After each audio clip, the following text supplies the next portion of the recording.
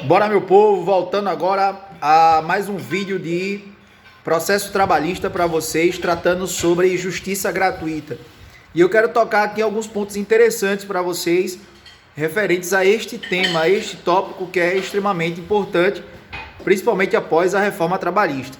Então, houve uma quebra, houve uma mudança aí no entendimento anterior, antes da reforma trabalhista, no tocante a quem era o beneficiário da justiça gratuita. O parágrafo 3º do artigo 790 da CLT diz que aqueles que perceberem salário igual ou inferior a 40% do limite máximo dos benefícios do RGPS é detentor da justiça gratuita. Antes da reforma, era aquele que recebia igual ou inferior a 2 salários mínimos. Agora é igual ou inferior a 40% do teto do RGPS. Então essa é a primeira quebra de paradigma, tá? Uma alteração aí no parâmetro econômico para a concessão dos auspícios da justiça gratuita. E o parágrafo 4º do mesmo artigo 790 traz um tópico que fomentou discussões. Porque o parágrafo 4º ele diz que o beneficiário da justiça gratuita será concedida a parte, o benefício da justiça gratuita será concedido à parte que comprovar a insuficiência de recursos.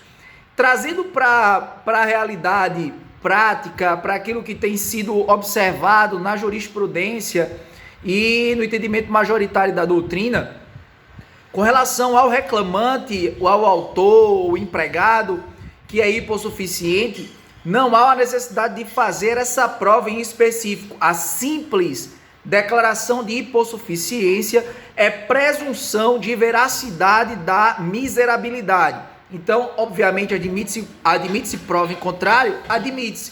O fato é de que, para o reclamante, a simples declaração de hipossuficiência é necessária. A simples declaração já é válida, ok? Já no tocante à empresa, há uma necessidade, sim, desse empregador comprovar a hipossuficiência, tá?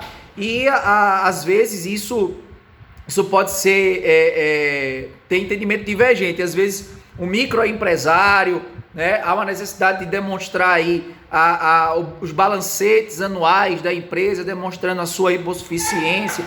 Às vezes, uma pessoa física, já vi decisões até mesmo antes da reforma trabalhista, bastante divergentes, né, no sentido da primeira instância conceder a justiça gratuita para o empregador que era pessoa física e que alegou a hipossuficiência através de declaração e sem que houvesse uma manifestação contrária, o próprio tribunal em recurso derrubou. Então, a gente tem que observar esse tipo de divergência nas decisões dos tribunais pátrios, mas a regra já está no 790, parágrafos 3º e 4º, ok, meu povo? Então, parta do pressuposto de que a gente está trabalhando o início aí do benefício de justiça gratuita com essa primeira modificação, ok? Então, adiante. A gente tem alguns pontos para tratar com vocês bastante interessantes. Com relação aos efeitos dessa justiça gratuita e essas modificações que foram impostas pela reforma, que são bastante preocupantes. Os artigos que eu vou tratar agora foram frutos de ação direta de inconstitucionalidade, tendo em vista o grande ferimento à Constituição de princípios, como o princípio da dignidade da pessoa humana, tá? Com relação à concessão da justiça gratuita nos seus efeitos que eram anteriormente. Então, parta do pressuposto de que é necessário que haja, né, por parte da pessoa que alega isso em juízo, é necessário que ela tenha a possibilidade, na sua petição, suscitar a inconstitucionalidade desses tipos de artigos, principalmente para a questão do empregado hipossuficiente na justiça do trabalho, ok? A questão da possibilidade de se estabelecer honorários sucumbenciais para quem é beneficiário da justiça gratuita é muito grave, no sentido de que o reformador pátrio tentou estabelecer essa sucumbência para evitar as chamadas lides temerárias, aquelas ações em que os reclamantes pediam, né, indistintamente e não havia nenhuma reprimenda com relação a isso, como acontece no processo cível comum, que seria a questão dos honorários de sucumbência. Hoje é possível. Então a sucumbência, ela pode ser observada, inclusive para quem é o beneficiário da justiça gratuita.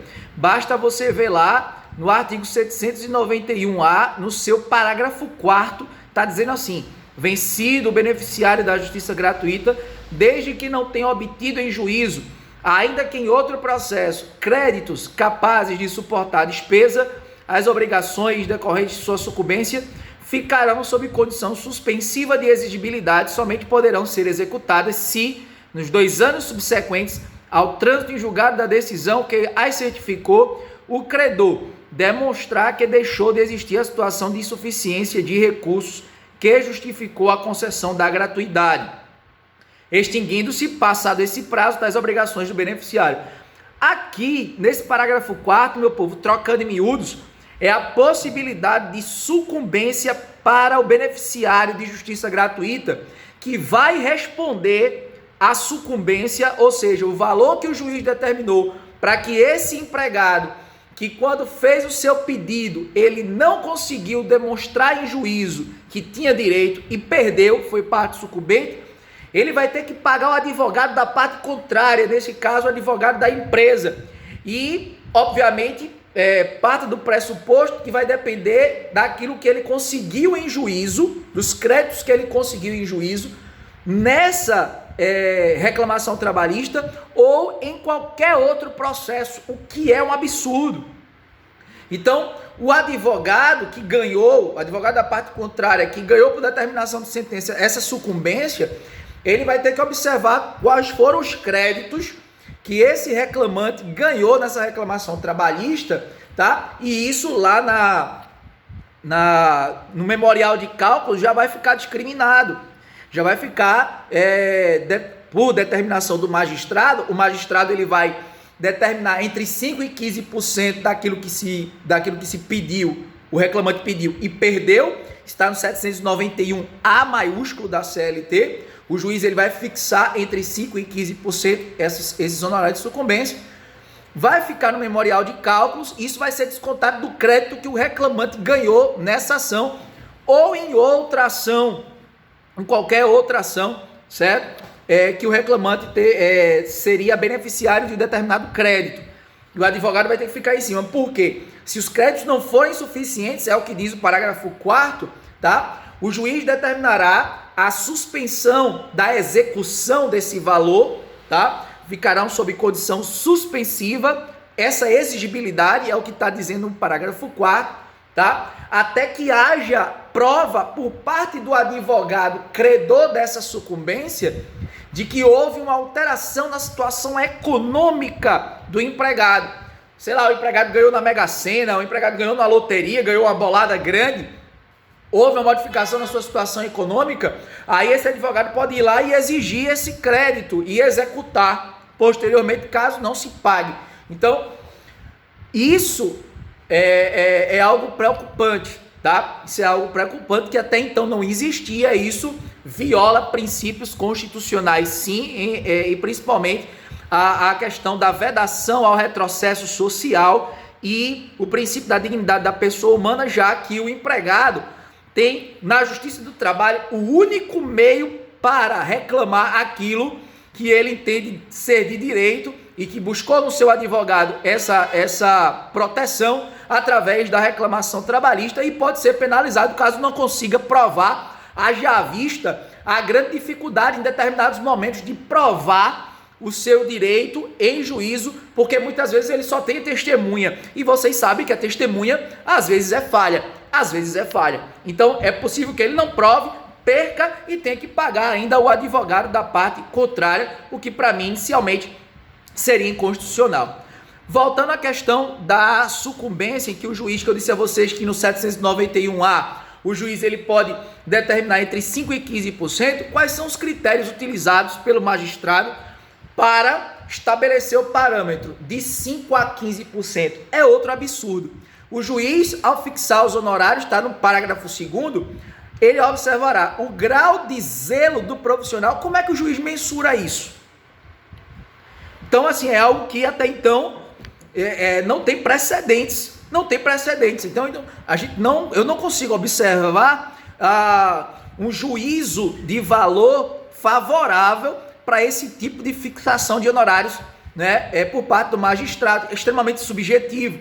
O lugar da prestação de serviço, a natureza e a importância da causa. Como é que o juiz mensura a importância da causa? O trabalho realizado pelo advogado e o tempo exigido para o seu serviço. Como é que o juiz mensura o trabalho realizado pelo advogado? Então, isso é extremamente discutível. Então, está no parágrafo 2º do artigo 791, que fala da sucumbência entre 5% e 15%, tá? Em que o juiz ele vai observar na liquidação de sentença, né, o proveito econômico obtido, e aquilo que se perdeu vai estabelecer entre 5% e 15% para pagar o advogado da parte contrária. Né? Para mim, um verdadeiro absurdo. Mas esse é o meu entendimento, ok? Então vamos partir para um próximo vídeo para a gente explicar outras questões envolvendo também sucumbência na Justiça do Trabalho. Eu vou falar um pouco sobre sucumbência recíproca, tá? E a questão dos honorários periciais.